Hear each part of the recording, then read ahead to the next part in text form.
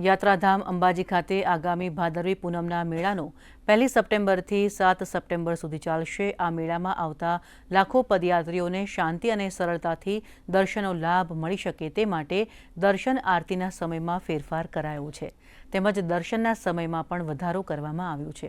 7 દિવસ સવારની આરતી સવારે 6 થી 6:30 સુધી અને દર્શન 6:30 થી 11:30 વાગ્યા સુધી થશે।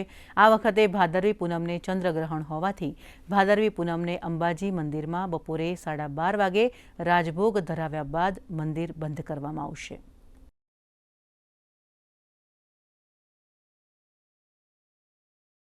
ખાસ કરીને મંદિરના સમયની બાબતમાં વાત કરીએ તો મંદિરના સમયમાં રૂટીન સમય કરતાં ભાદરવી પૂનમે આપણે વધારે સમય માટે મંદિર ખુલ્લું રહે અને ભાવિક ભક્તો માના દર્શન કરી શકે તેવી વ્યવસ્થા ગોઠવીએ છીએ।